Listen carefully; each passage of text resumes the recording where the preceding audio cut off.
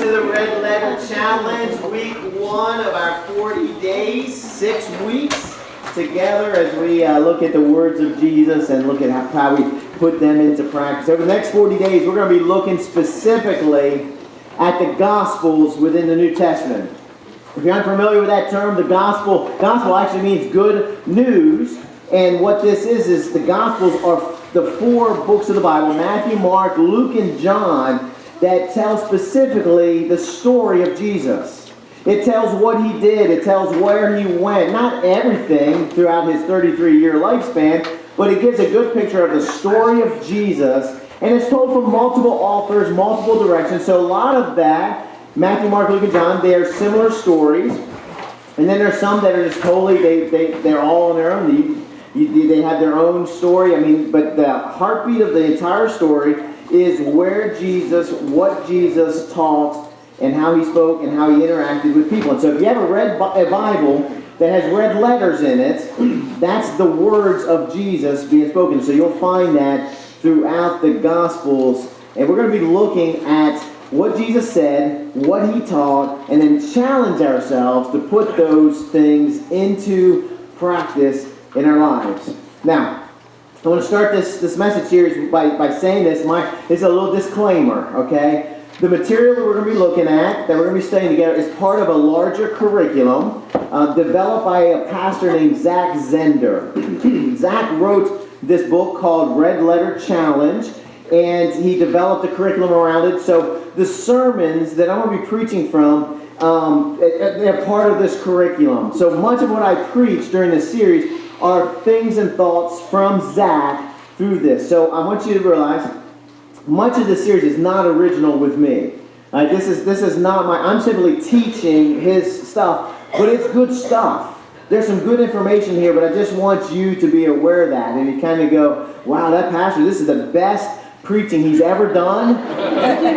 Don't tell me that, okay? Because I'm more teaching mode here today as I'm teaching and sharing his material, and there'll be some stuff that would be a little original to me, but most of it's coming from him. So this is what I need you to do. Turn in your Bible. If you've got a Bible, Matthew 7 is where we're going. If you don't, the Bible's there in front of you. There's page numbers there. You can find that and locate that quickly, but in just a little bit we're going to be reading actually some of these red letters of Jesus and dig into it. But meanwhile, let me ask you this question as you're looking that up, getting your outline ready. Have you ever had really good intentions, but totally messed up? Like really good intentions. This is a great plan, a great idea, and great intentions, but at the end of it, you realize things fell apart really quick, or just didn't come together as you really intended for it to turn out. I get a little bit about me in case you don't know me. I really do enjoy cooking, and I think I'm fairly good at it. All right, I've worked in the restaurant business in high school, college, even a little bit after college. So I'm kind of used to food service, food handling. I'm pretty comfortable at home in my kitchen, okay? You can believe me or not, that's okay, but ask Missy, she said, oh, he's a good cook, so I believe her. There was one time, however, when Missy went away, she was gone for the weekend or something. It was planned, she just didn't leave me. She left for the weekend to go some lady's thing or something, and I was ultimately responsible for the cooking that day, for the weekend. And so, because of my past history working in the kitchen, and I actually worked, if you're familiar, there's a Modern Maturity Center in Dover. I actually worked at Modern Maturity Center in their kitchen for a number of months, shortly after we got married. And there's the chef that was there, still there today, a good friend of mine. He was phenomenal when it came to spicing up things. Not too spicy, but to add some great flavor to things. And he comes with spices you never heard of and put them in all this stuff. And you go, and if you went to a banquet there, if you ever went to a banquet at Modern Maturity Center, oh my goodness, it's phenomenal, right? And it's just, so this weekend Missy's gone, I decided I was going to kind of spice up our food a little bit. And the kids were there, and they were all young, and I said, you know what, I'm going to do something. I know kids don't like to eat the vegetables. I don't like to eat vegetables, even as an adult. we're having peas today, so this is what I'm going to do. I'm going to look through my cabinet to see if I can find something to put in the vegetables to make them more appealing, more appetizing. And so I'm looking through, thinking of this chef friend of mine, thinking, man, I'm going to pull out this. My kids, when mom comes back, are going to be chanting, "Dad is great," right? I mean, it's going to be, this is the best thing ever. And so I reached through my cupboard, looked through my cupboard, and I pulled out this spice container of mint leaves. I don't really know what mint leaves should go in, but I know not peas. I sprinkled a good, healthy dosage on those peas, stirred them up, put some butter on them. We sat down to eat. Again, I'm waiting for my kids to go, "Dad, this is phenomenal." They were like, "Ew! Don't you like peas?" "They're okay, but what's this stuff in it?" They were horrible. Missy come home, that is definitely the first thing they talked about when they come home. In fact, can I say this? I had really good intentions that day, but things fell apart really quick when they tasted those nasty peas, right? Good intentions, but poor results. I'm not sure if my kids have ever eaten peas since then. In fact, when they see peas, every time they see peas, they say this. Every single one will say, "Do you remember that day when Dad put mint in those peas?" We just can't get past that. Because good intention, but very poor results, right? Many times, as followers of Jesus Christ, we have good intentions, don't we? I mean, none of us start off as followers of Christ going, "Man, I just want to be a horrible, miserable person," right? We've got good intentions. We've got good things that we want to accomplish and do, but many times, even with good intentions, unintentionally, things sort of fall apart on us, or sometimes we miss opportunities that Jesus gives us, and the results of our actions are not what we intended them to be. Are you tracking with me? Good intentions, but we miss something, and we end up with poor results. Sometimes we don't even recognize or know those poor results. Sometimes we see it. Sometimes we have no idea that there's poor results from this. We just had these good intentions, but everybody around us looks and goes, "Oh boy." Right? Jesus gives us an opportunity as a Christ follower to be his disciple. I mean, that's what he did. He called us to be followers of him. "Come and follow me, be my disciple." And he invites us to shape our lives around him, to shape our lives around his teachings, to become more like him, so that we, and this is the huge opportunity we have as Christ followers, that we have this opportunity to represent Jesus.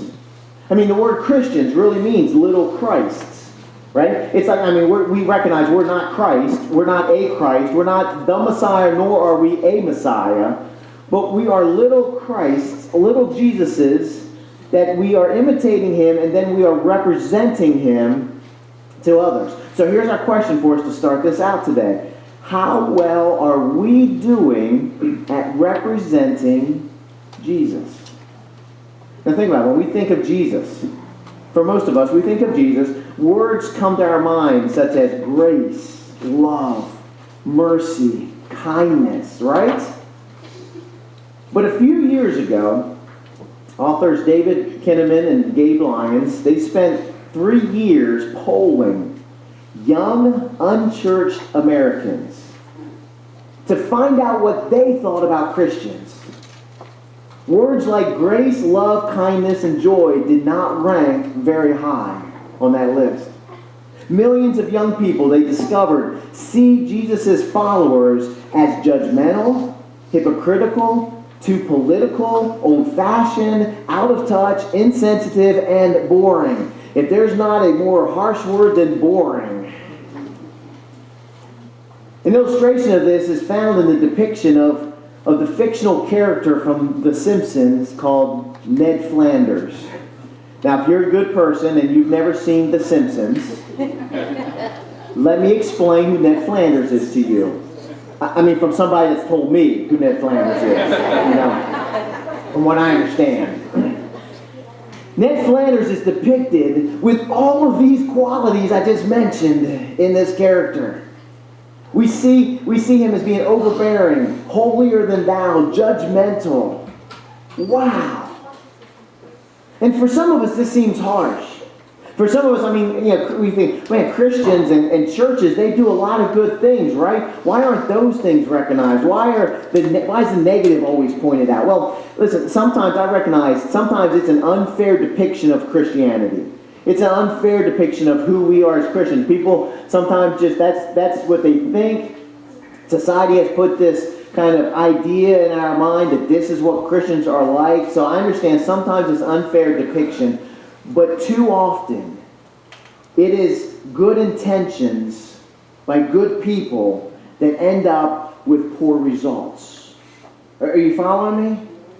A shocking 50% of respondents to that study that they did, of those young, non-religious, non-church-going young people, 50% of them in that study said that they base their negative views on personal contact with Christians. Did you hear me? If you didn't, let me say it again. Half of those people in that study say that they base their negative views, hypocritical, judgmental, holier than thou, they base their views on personal contact with Christians. In other words, they have personally come into contact with somebody with good intentions but poor results. The authors go on to write that many of those outside of Christianity reject Jesus because they feel rejected by Christians. Wow, right? Which means that we haven't always represented Christ well. Can we understand that this is not my judgment on you? This is just an observation for all of us. In fact, maybe it'll make you feel a little better if I say this in this way. There have been many times that I have not represented Jesus well. Is that fair to say? That way it's not on you, it's on me. But are there others in this room that would say, hey, don't raise your hand. But we're there too? Amen. This red letter challenge that we're getting ready to dig into, it was developed out of this desire to seek to represent the real Jesus, who he really is. Because if we can really dig into what he said, what he taught, what he told his disciples to do, if we can really understand that, and we can put it into practice, and we can give the right impression, the right expression of Jesus to people, I believe this, people will fall in love with Jesus. Think about it. Who wouldn't fall in love with a loving, kind, gracious, merciful God, right? Who wouldn't fall in love with Jesus when they really see a depiction, representation of love and mercy and grace? And so we need to change the picture of what we're representing to Christ. The only way we can do it is if we together dig in together, read the red letters, study them, and really work on putting them into practice so that our good intentions doesn't miss the mark. Because, again, there are some times that we've missed the mark. We've got to correct that. There's a story that's told in 2004, the Olympics. They took place in Athens that year, and I'm not a huge Olympic guy. Some of you may watch the Olympics. You may remember this story back quite a few years ago now, right? Matthew Emmons was the best shooter in the world. And some say he was the best shooter that ever lived, ever. That year at the Olympics, everyone knew that Matt Emmons was going to take home the gold. And so going into his final shot, he was in first place. All he needed to do to win the gold in the sharpshooting contest was simply hit the target. If he hit the target, he was going to take home the gold that day. He needed a score of 7.2 to win his second gold medal of the Olympic Games. And on his first 9 shots, his lowest score was 9.3. Okay? So he was a shoo-in. So he took careful aim. He got his breathing right. He fired, and sure enough, he hit the bullseye, square on. It's like, yes, he did it, except for one small fact. He actually shot at the wrong target. One lane over, it's called a crossfire, and he got a score of 0 and did not win the gold that year. This is actually his reaction after he took that shot. Oh no. It was during a press conference. He said he felt he was doing great for his last shot. He was more concerned with calming himself down than looking at his target. And he actually went from first place to 8th place. Never got a medal. He was literally the greatest shooter in the world, but if you don't know what you're shooting at, it doesn't matter, does it? If you shoot at or focus the wrong thing, you'll never hit what you need to hit. As Christians, we can have the best intentions in the world, but if we're succeeding at things that don't really matter in our faith, or we're missing the things that really do matter, then we can do more harm than good. If the targets we're hitting are judgmental, divisive, hypocrisy, bigotry, racism, out of touch, old-fashioned, boring, we're clearly not aiming at the right targets. What if we really began to learn what these right targets are? What if we really learned what Jesus taught his disciples, how to represent him? That's the question that leads us to today's text. Are you there with me? You thought I forgot. No, I didn't forget. Here we go. Matthew chapter 7, verse 24 through 27.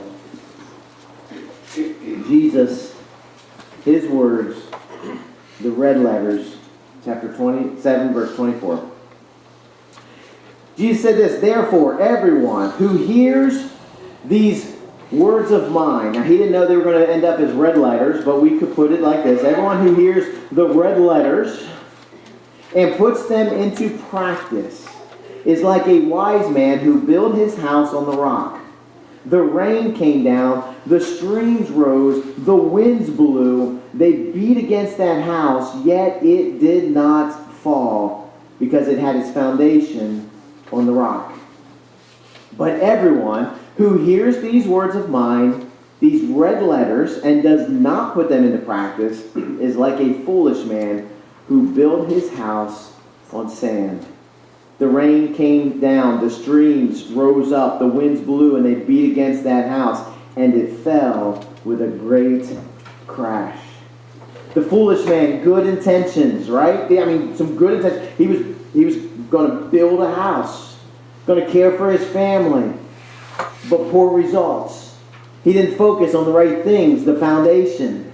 Jesus said this can be like us, good intentions, but if we don't put his teachings into practice, we have a house that falls apart, we have mint leaves in our peas, and life is missing the mark. If you're taking notes, here's our big idea for today. Our big idea for today is this.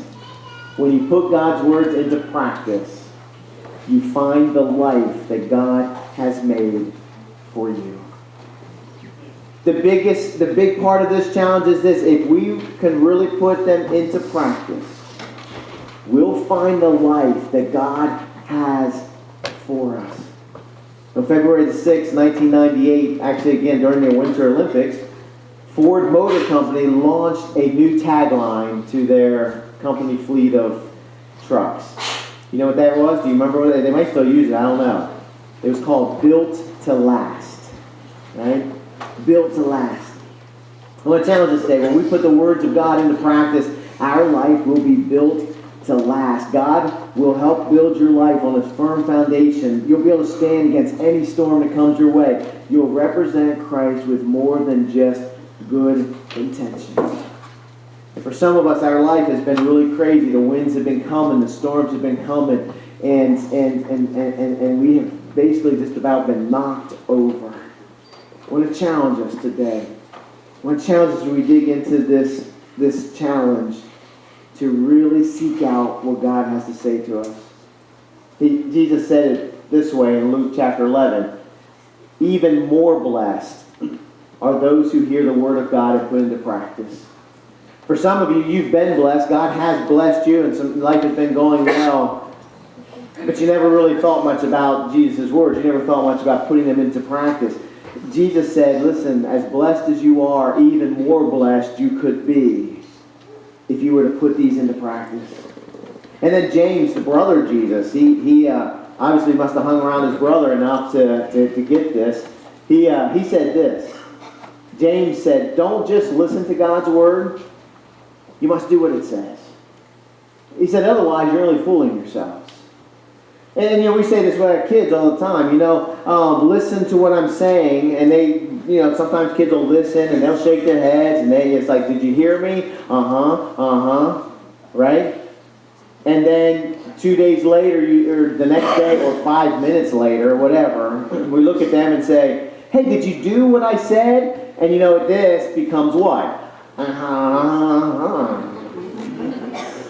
Didn't you hear me? Yes. Why didn't you do it? James says, don't just listen, but you must do what it says. Otherwise, you're deceiving yourself. You're fooling yourself. So here's the deal. We are embarking on a journey today. Today begins this. This is our introduction into this challenge. But it's going to be a challenge I want to make sure when we leave here, we get what this challenge is. We're not just going to read the words of Jesus. We're going to be doing that. But we're going to be learning what these targets are that we're shooting for. But then we're also going to be putting his words into practice. Because listen, if we just learn it, if all I'm doing is disseminating information to us, if I'm just giving you info, and you go home smarter, but you're not doing anything with it, what's happening to us? Man, Pastor, that was such a nice message. It really touched my heart. I know so much now. Did you do what I said?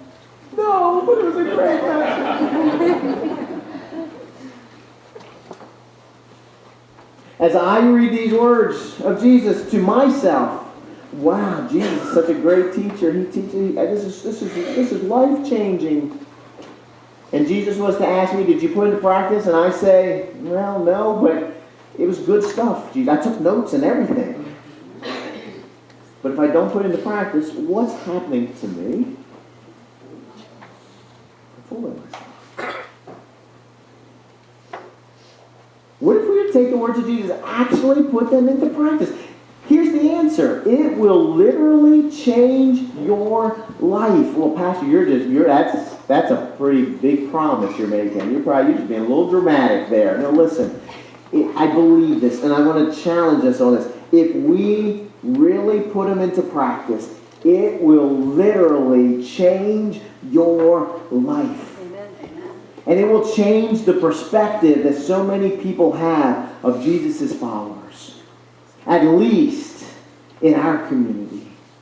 Because imagine if each one of us went out practicing this and really put it in, and our lives were being changed, and people were able to look at us and go, oh, that's who Jesus is. That's what he looks like. That's what he said to do. I get that. I see that. And it changes their perspective. It will not only change our lives, it will change our community. Do you believe that? So welcome to Red Letter Challenge. I hope I'm not hyping it up too much, but I really believe it will be a 40-day life-changing experience that we are going to be embarking on. So let me summarize real quick what we're going to be talking about in the next few weeks. Let me talk what this challenge is in case you still are sitting here and you still don't quite get it. Let me summarize what we're going to be doing. The author of the Red Letter Challenge, Zach Zehnder, he spent time analyzing everything that Jesus said. He really dug into the Gospels. He studied them, particularly what Jesus said concerning his, calling, commanding, asking his followers to do. I mean, he really studied this. And what he found was that most of what Jesus asked of his followers could be summed up in 5 principles. So as you read through the Gospels, basically there's 5 main things that Jesus talks about, commands, calls his followers to do. And so real quick, just let me summarize them here for us. You can jot them down, and then each week we're going to be looking at each of them and digging deeper. But the first thing that we're going to talk about is the idea that the first principle being, right? Jesus spent so much of his time just talking about being and the importance of spending time just being with him. And there's a lot of talk about what are we supposed to do, what are we supposed to do. Before Jesus invites his followers to do anything, he invited them into this relationship to simply be. And for some of us, that's the most difficult thing for us to learn. Next week is going to be the most difficult challenge for us because we like to do things, right? I'm one of those guys, if you don't know this about me, I'll make a list of stuff I'm supposed to do. Some of you do this as well. I'll make a list of stuff to do. That's my to-do list. There are some times at the end of the day that I will literally, I'll go down, I'll make a list just so I can check it off that I've already done it. Does anybody else do that?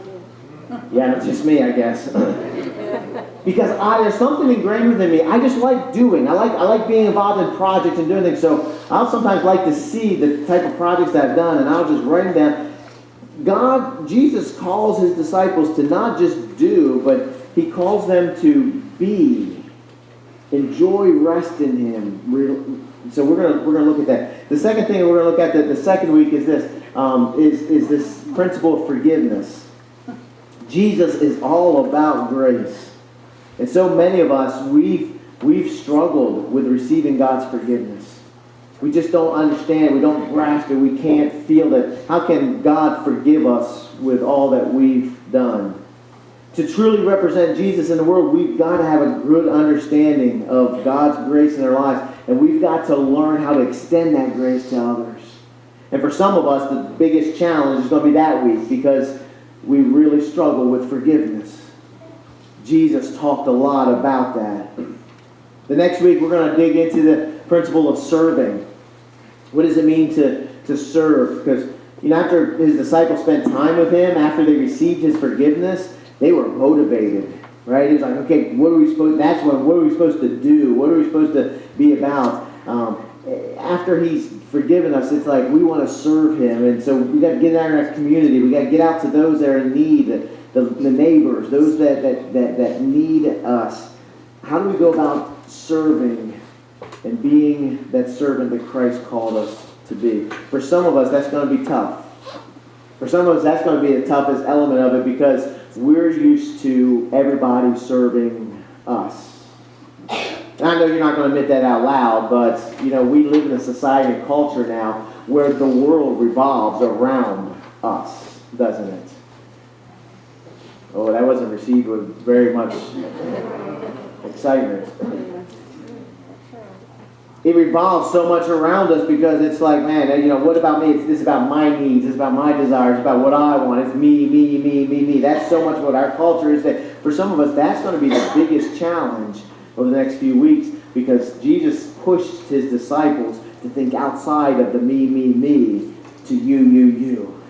How can I serve? Jesus said this, right? We'll talk about it, but he said, listen, I did not come to be served. I came to serve. So we're going to dig into that. The next week, we're going to look into this principle of giving. Jesus talked about the kingdom of heaven more than anything else. The kingdom of heaven, the kingdom of heaven, the kingdom of heaven. A close second to that was money and possessions that he talked about more than anything else. And when you read through the words of Jesus, you're going to realize that it's impossible to be a stingy Christian. I know some of you are now already thinking, oh, I knew Pastor, he's going to get into that because he's going to want us to give money. I'm not asking you to give money. What we're going to be looking at is how Jesus asked us and called us to be generous. Not on Sunday mornings during offering time, but throughout our life. 24/7. To be generous. To be willing to give possessions, time, talent. To just be willing to give. Jesus' followers should be generous people. In fact, can I say this? We should be the most generous people on the face of the planet. Amen? So we're going to talk about giving again. Don't stay home that week because you think it's going to be a message on me preaching about giving in the church offering. Don't stay home that week. Some of you already highlighted that week. Oh, on the beach that week.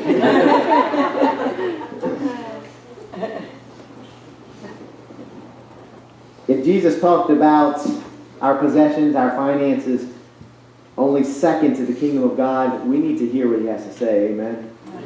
And we need to put into practice those principles. So that's some of you, that's going to be a challenging week for you.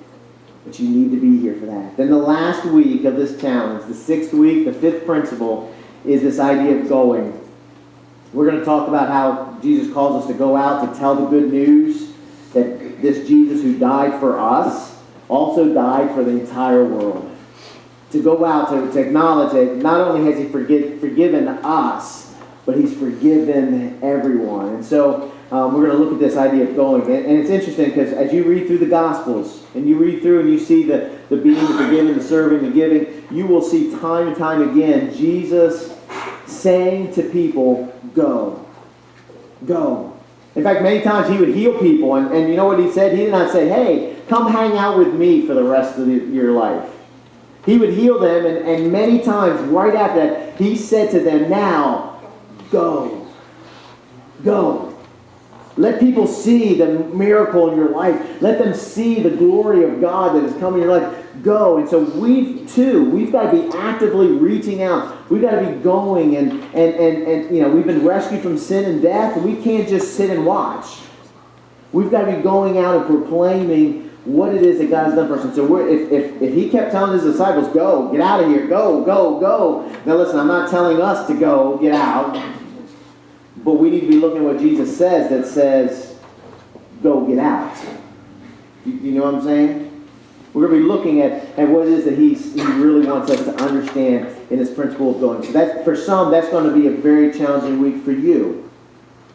Because maybe a good part of your life, you've kind of felt just so comfortable in the church world. You felt comfortable in your faith around other Christians.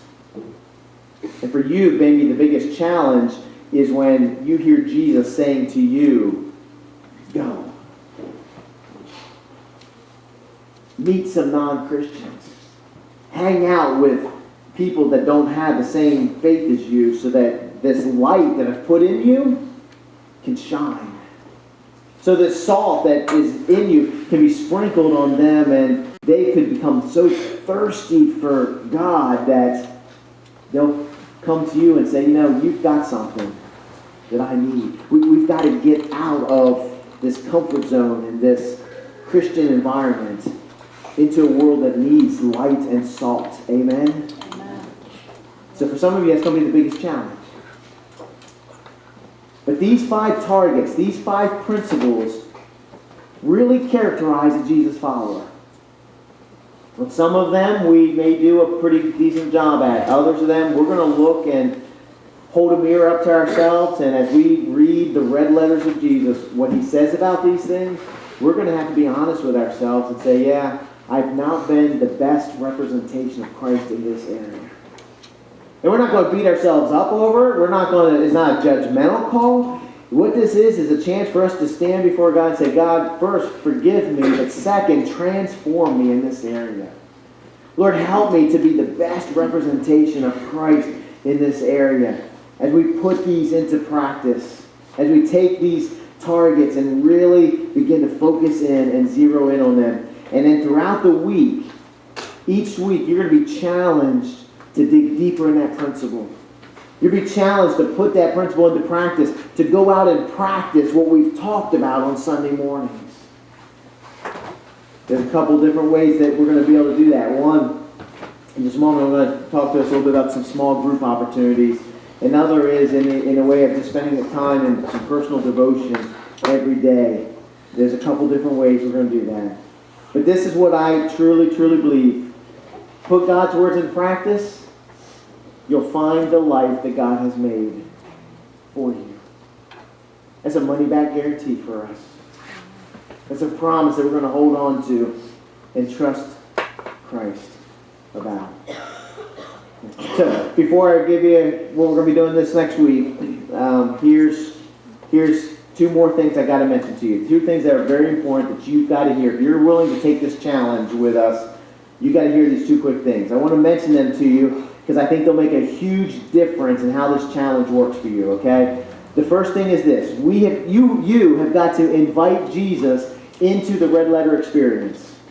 You can invite him to come alongside of you and be a part of this. Let me explain what I mean by that. For some of you, you are like me, and when you are issued a challenge, you get very competitive.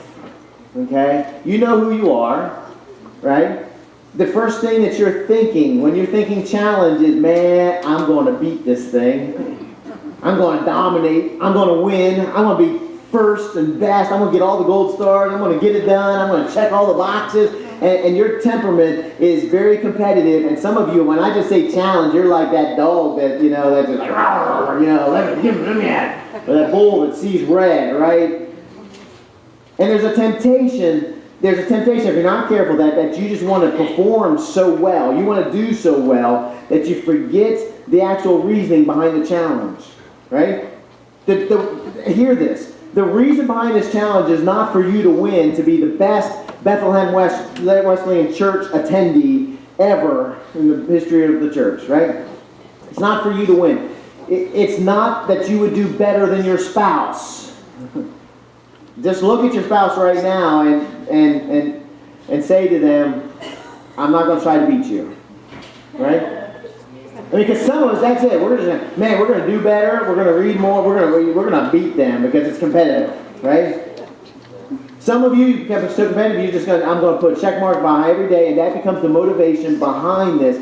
That's not why we're doing this. Why we're doing this challenge is so that we would live more like Jesus every day.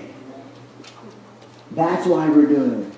So for some of you, if you mess up on the day or two, or you kind of get behind or whatever, or you miss a Sunday for some reason, don't kind of go, I guess I lost, right? It's not that kind of competition. This is not the biggest loser type of thing, all right? This is so that each day through this challenge, you'll be more like Jesus. You go at your pace. We're just going to be pushing us to move more in that direction. So for the next 6 weeks, I want to ask you to invite Jesus into this challenge. Whatever you do, don't fall into the trap of trying to do this without Jesus. Right? I mean, what sense does it do to try to be more like Jesus, but we forget to invite him into that? Right? The first step, before we even enter into the Red Letter Challenge, if you've not yet done this, is to invite Jesus into your heart as a personal relationship.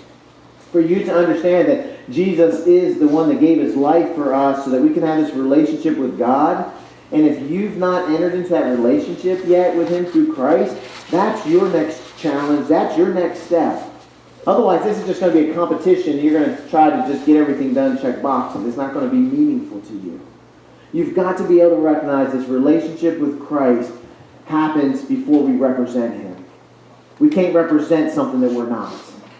We become like him through this relationship. And so today, at the end of the service, as we have our prayer time, if you're here and you've never entered into this relationship with him, see me. As we're praying down here, just come and tap me on the shoulder, grab me and say, hey, I need a relationship with Christ. Allow me to help you walk that step into that relationship.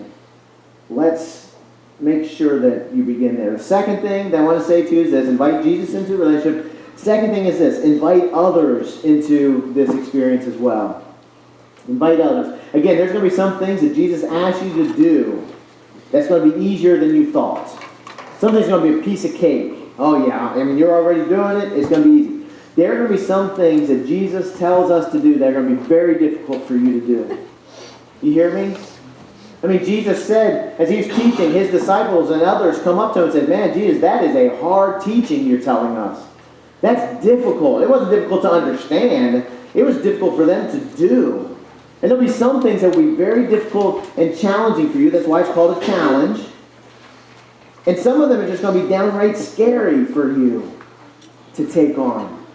And understand, yes, God is going to be with you. His strength is going to be given to you. But I guarantee this, we're going to need the support from each other as well. And the best way to this support, the best way to get to become a part of a smaller group. And so there's the next 6 weeks, we are really going to encourage you, invite you, challenge you to not just come and listen on Sunday mornings, even though it's going to be very beneficial for you to hear these things that Jesus is talking about. We're also inviting you to get connected to a smaller group of believers throughout the week who will dig deeper into this. They'll have additional conversation they'll have some additional study in the Bible over this. They'll have some additional encouragement for each other. And this is what we're going to call them life groups, because we're searching for the life that God has made for us, plus we're doing this life together, right? And so in your bulletin, if you got your bulletin there, if you don't have one, make sure you grab on the way out. There's a number of opportunities there that you can take advantage of this coming week. And we've got some new opportunities for you. In fact, one is so new it didn't even make the bulletin, right? They were like, hey, we want to do this. So I said, okay, we'll make sure everybody knows about it, but it's not in here. But if you look at this at the bottom of your outline here, Monday night, we got a brand new group starting up to Melissa and Frankie's house in Preston. The address is there, phone number's there to connect with them, contact them. This is a brand new group, so if you start that group, be easy on them, all right? Be nice. They're just starting this group, but they're going to lead the Red Letter Challenge, RLC, over the next 6 weeks. If you're looking for a group, and you're looking for a brand new group, check in with them and get in with them on Monday nights. Tuesday nights here at the church in the Fellowship Hall, we're going to have our Tuesday night study group, and it's going to be centered around the Red Letter Challenge. We're going to be digging deeper into the message each week. And that begins a little bit later, so if you kind of a little later getting off work and you need that extra half hour at 7 o'clock, join us here at the church. I lead that. My name and number's there. On Wednesday, we're going to have a group, our Grief Share group. Now, that's not going to be Red Letter Challenge centered, but if you need to be involved in if you need to be involved in Grief Share, go to Grief Share. And you might not be able to go to another Red Letter Challenge group that week, but let that be your small group for the week, okay? It's okay. You cannot go to all of these. In fact, you shouldn't go to all these. You need to choose one, all right? Otherwise, unless you really have nothing to do all week long. But Kathleen's leading that, and again, that's Grief Share focus. But then on Thursday at noon, Chuck and Melissa and that study group are going to be going through the Red Letter Challenge as well, and want to invite you to be a part of that. They have got a great group that's already been there, but they welcome and invite others to be a part of that. So if you're looking for a group that's established, especially during the daytime at noon, check them out. And then a brand new group, again, didn't even make the bulletin this week. There's going to be a group happening at John and Lara Bounds' house. You'll have to just talk to them or see me or go into the directory, church directory, get their number, let them know. That's happening Saturday night at 6:30. Okay, so if you're one, the weekdays do not work for you, but Saturdays do. Now listen, that group that don't meet Saturday night have a great time and not come Sunday morning. Okay, it's not a replacement for Sunday morning, but it's a chance to get in and dig deeper, get prepared, get ready, talk about what you guys have done throughout the week in regards to last week's message, and then get ready for a brand new challenge that next day on Sunday. But that's happening at 6:30 on Saturdays at us. So here's the deal. Excuses pretty much are gone, right? There's something happening just about every night, every day of the week. Except, now if you come up to me and say this, I can only make it on Fridays. I have a solution for you. You get to start the group on Fridays. And we'll invite everybody to come and hang out with you, all right? But it may be, somebody may go, you know what, I'd love to have a group, but, and it doesn't matter if there's already a group on Monday. It's okay. We can have 2 groups on Monday. We can have the same time. They'll be happening in different places. The purpose is to try to give as many opportunities for people to get connected, because there is something significant when you get together in a smaller group and really unpack what we talk about today. Because there's some things that maybe you have questions about that we've talked about, and if we took time to say any questions, raise your hand and dealt with that, somebody's going to be missing lunch. It's going to be me. Somebody's not going to be happy. It's going to be me. I mean, it just becomes too long. And so it gives us a chance to unpack, discuss, talk, care for one another, pray for one another in a smaller group setting. So if you're here and you really would like to start one, these groups that meet, it's the same material. I send out the study guide, same question. So if you go to multiple groups, you're going to have the same study. All right. If you're here and you're interested in starting a group, let me know. We could get you started this week. We'll get the word out, and we'll try to get some people to be a part of that group. We'll get you the material. I'll help walk you through it. But it is so important. It's so important for us to get connected, to be a part of that, because I believe to put Christ's words into practice, we need strength from Jesus. Amen? Amen. But we also need the support from each other. And so invite Jesus into the experience, invite others into the experience. Another way that some of you are going to choose to go through this as well is some of you have gotten the book or you're interested in getting the book. Some of you asked me to order your book, and I've got some down here. If you ask me to order one, see me afterwards so we can get you the book. If you're interested in getting a book, I can still get that ordered. We'll rush it here and we'll get it ready for you. See me, they're like $20, and so if you could help chip in $20, we'd love to get everybody one, but we just don't have, a couple $1,000 to be able to do that. So, but someone should get in the book, and it's just a workbook, 40 days, and it's 40 days of devotions. It's 40 days of digging deeper into the challenge. And if you're going through that, the challenge officially starts on Tuesday of this week. Because Tuesday and 40 days lands us on the last Sunday of the message series. And so, if you're interested in that, be sure to get that book. Start working through that on Tuesday, and you'll be on track for us by next Sunday. As we start into the first principle to really dig into it, you'll be ready to go with that. So again, welcome to the Red Letter Challenge.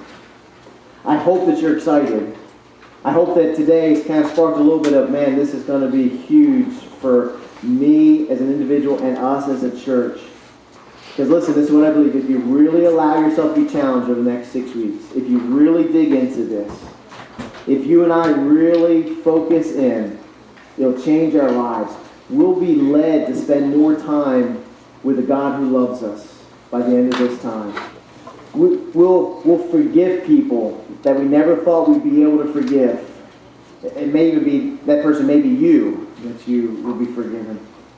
You'll serve and you'll sacrifice more than you've ever thought possible before. You'll become a more generous person. You'll become bolder and more courageous in what you say and how you live. As we work on these principles of Jesus' teachings, I guarantee that your life will be more rewarding, will represent the real Jesus, and we'll go out with good intentions and hit the right targets. And who knows, just maybe we'll learn how to cook peas together the right way.